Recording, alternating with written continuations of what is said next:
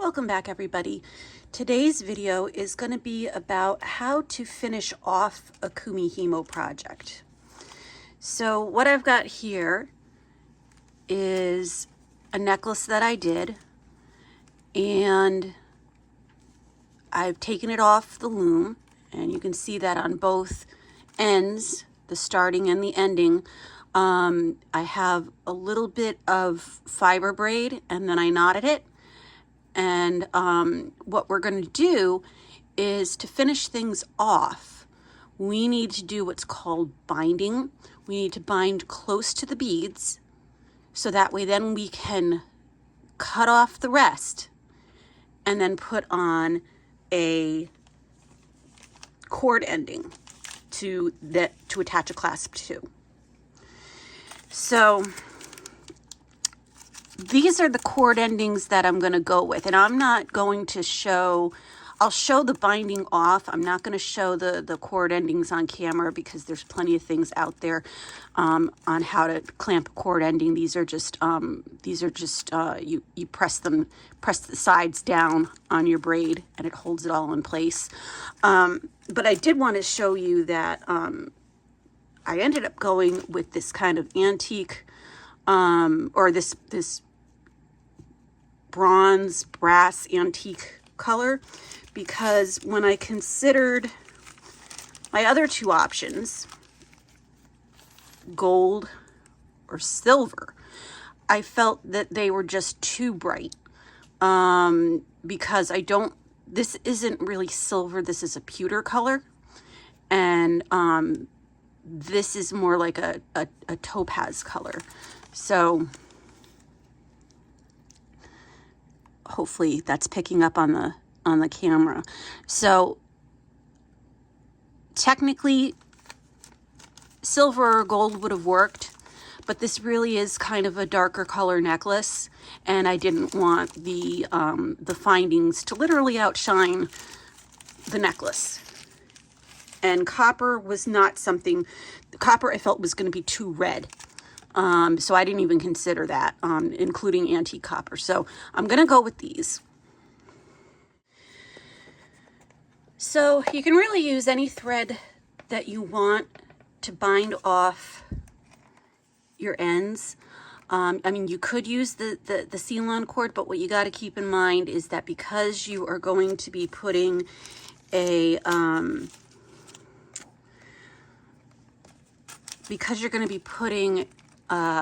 wrapping, basically clamping this cord end around the part that you bind, you want to make sure that what you use to bind off your braid does not exceed the diameter that this can handle. So Ceylon might. It might exceed the diameter that this will handle for binding off, and you'll see what I mean in a second. So I like to use sewing thread, and it really doesn't matter what color sewing thread that you use, because once you put your cord end on, it's going to cover the bind and the braid, and all you're going to see is the beaded part. So this is just simply a collection of thread that I have that other people were not using for their sewing projects and things. So I acquired it into my stash for beading, and I use it for binding off. So I'm going to actually go with white this time. Hopefully it will show up better on camera. And let's see here. There we go. This one has been used. So I'm just going to take this off camera for a second and pull out a length. I have this length of thread, and I always cut off more than I need, because you do want to make sure that you do several really tight wraps when you bind this off. So what you're going to do is you're going to create a loop where one end of your thread is shorter than the other.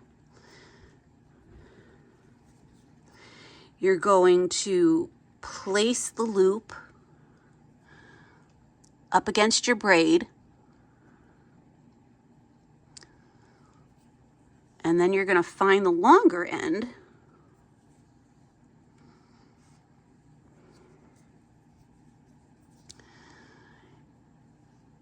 And you're going to start wrapping it around.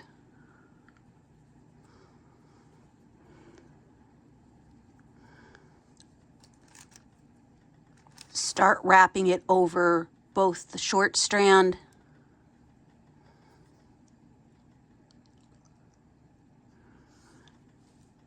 and the braid. It doesn't have to be pretty.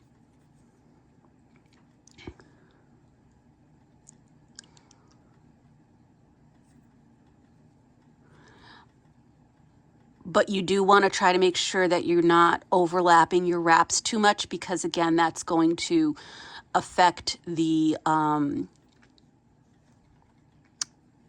diameter of the part that you're clamping into the cord end. So we just keep doing this until we feel like we've got a good solid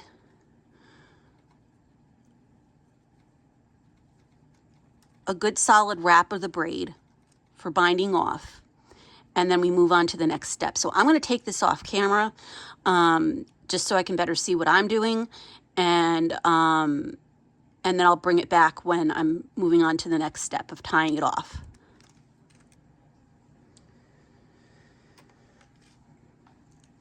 Okay, so I've done several wraps here. I would say probably well over a dozen. And you can see that the loop now is just loosely wrapped around the top. And what we're going to do is now our short strand has become our long strand. That is our pull cord for the loop. And we are going to pull that, and it's getting a little caught up on the braid, but that's okay. We can just move that in place. And we want to pull it tight. And then we're going to tie these two ends together. If we feel like we need to do a little more wrapping, we can, and then tie off again. But we just do that until we're sure we've got a nice secure bind. And you don't want to pull so hard that you snap your string, but you do want this to be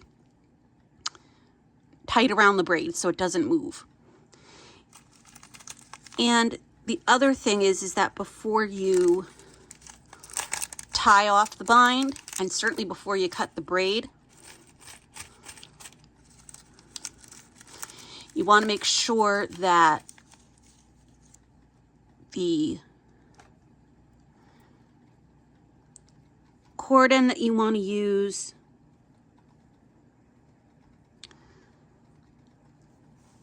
is going to fit,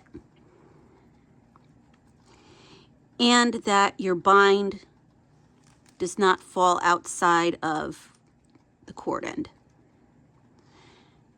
So you can see that that is going to fit, and try to brighten that up. Whoa, too much.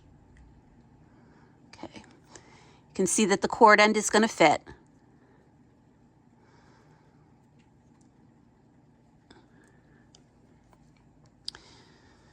So let me just tie this off, and I'll be back. Okay, after you have knotted your binding string a couple of times so you know it's not going anywhere, and you've checked to make sure that everything fits and that this is nice and tight, then what you want to do is you're going to cut off this part of the braid. And you're going to cut it off close to your bind without touching your bind. So I'm going to do this off, well, can I do this on camera? I'm struggling with the wanting to show you what I'm doing, but also wanting to make sure that I can see what I'm doing correctly. It's a little hard to do this through. So I'm probably going to cut right about here. And I'm using a very sharp pair of scissors. You don't, this is not a time when you want to skimp on your scissors. You want a nice sharp pair that will hopefully go through your braid in one cut, and just leave you with the tiny little nub and then your wrap. So I'm going to cut this off camera, but you have an idea of what I'm going for.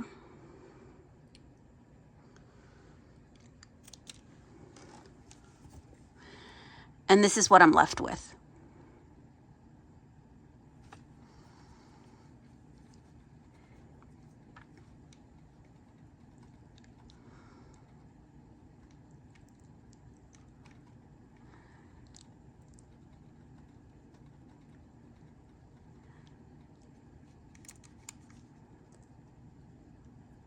And then I just have to clamp down the sides of this cord end, and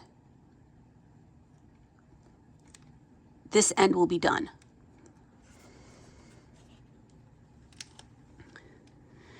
Okay, so for better or worse, I got this on. Sometimes they get a little butchered. This was maybe just a little on the small side, but it's better that it be a snug fit than too loose, or else your whole necklace is just going to fall apart. But that is how and you'll see that this has a little loop on the end that I can get a clasp on. Now, what I did find with these particular cord ends is that the loop, the metal, is so thin that it just slips through your standard jump ring. No matter how close together you get the ends of a jump ring together, it slips through. So what I end up doing is I end up wire wrapping on another loop that then becomes part of my clasp or connection. So that way there isn't anywhere for this to go. And I do that on both ends. And I actually do have some kind of antique bronze wire that I'm going to use to do that.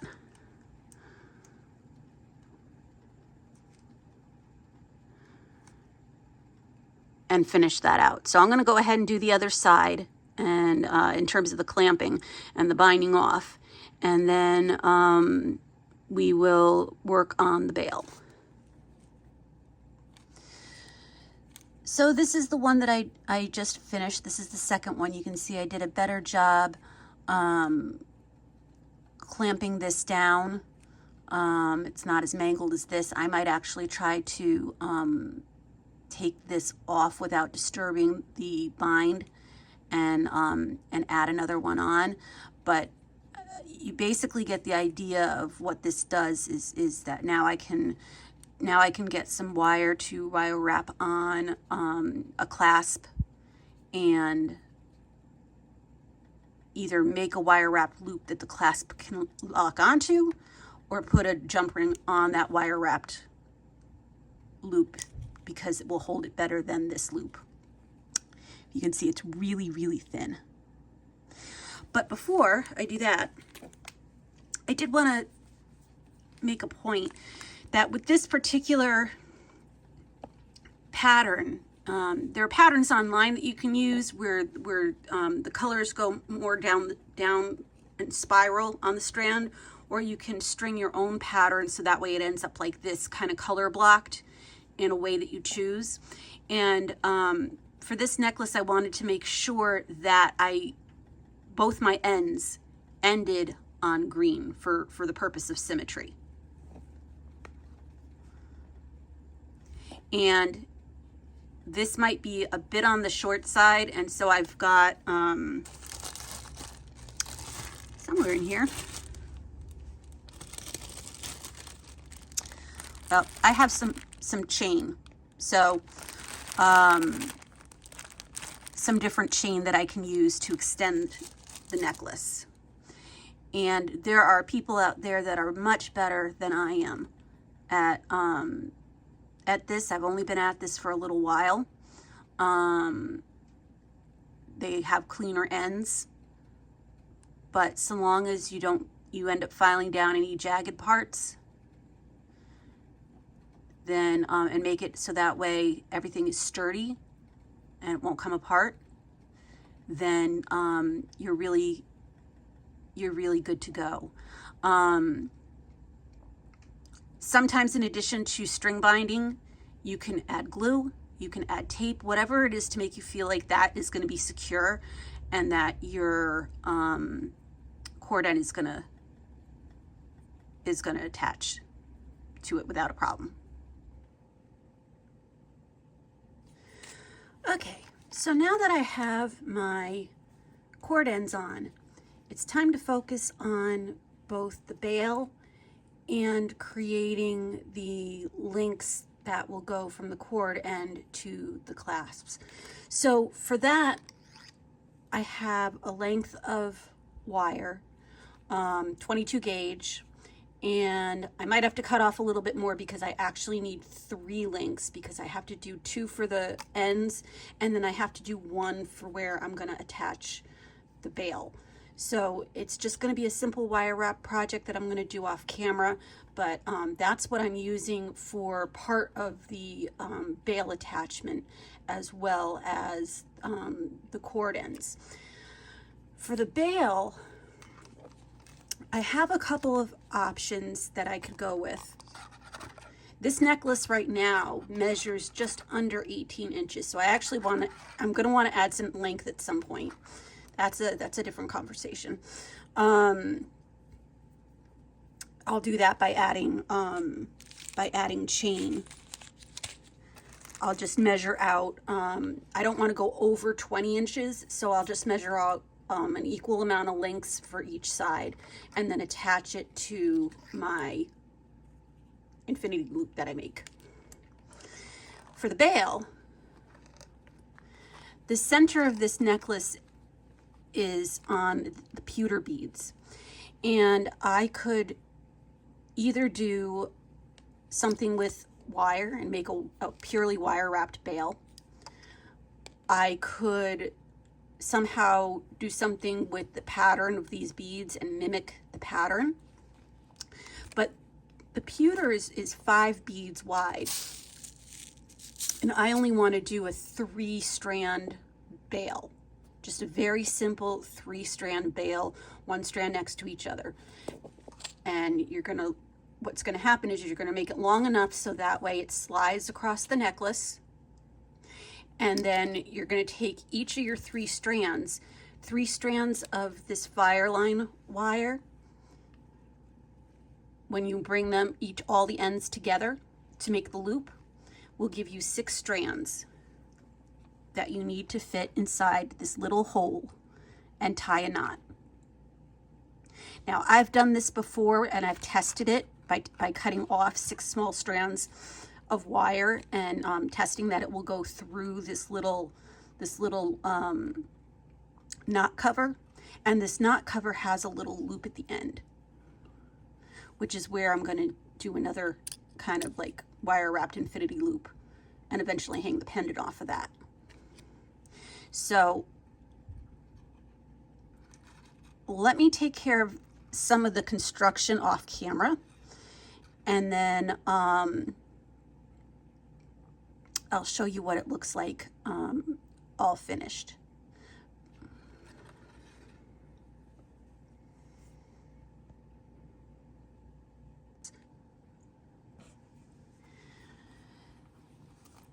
So I've done my wire wrapping, and I might need to come back in here with the pliers and just tuck in some of these wire ends. But I went with a simple toggle clasp, and I wire wrapped it onto the cord end, so that way I'm not dealing with jump rings that have a gap. I know this isn't going to go anywhere. It's not going to fall off. And I also tested the length and decided not to add any chain. I'm going to likely wear this necklace in the summer because I made this to go with a summer outfit. So I don't need the extra length to deal with turtlenecks and sweaters.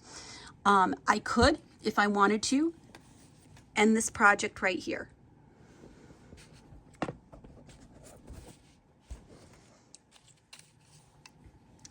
And let this be a beaded rope. But I have this pendant. And so now what I'm going to do is take my fire line, which is a very, very thin wire, I think. Let's see, what is this? 0.17 millimeters, so it's not even a half a millimeter. So I need to take 3 strands. I need enough length to be able to make a nice loose loop around this necklace,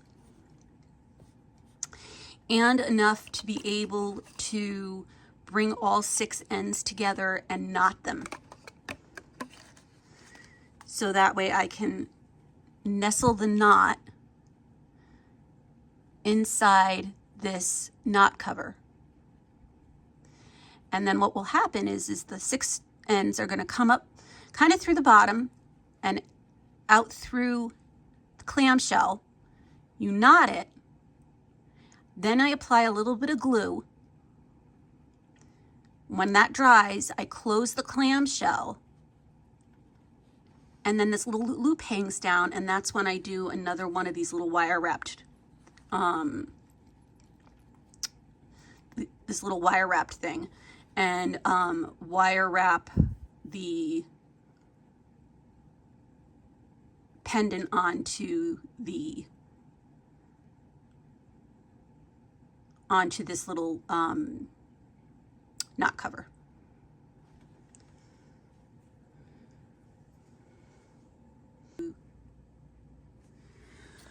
Okay, so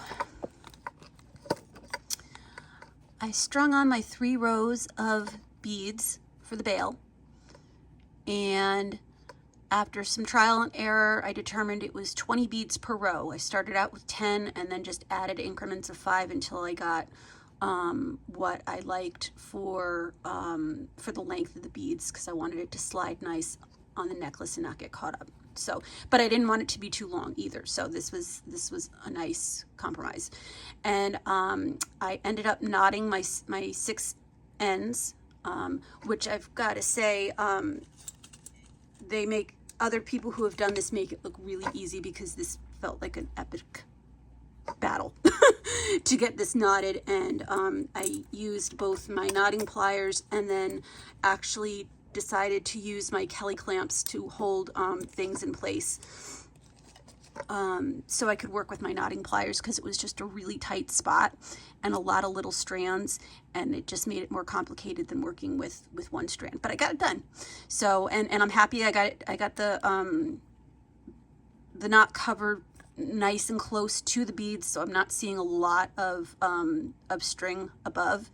So what's going to happen is now I'm going to do a dab of glue in here and let it dry overnight. And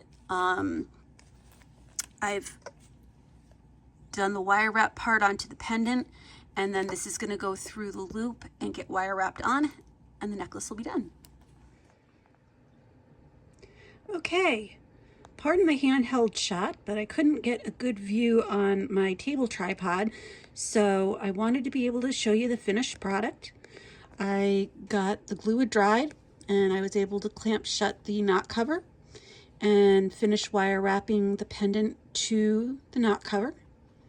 And now everything is in place. I hope you enjoyed this video. Please check back often, and thanks for watching.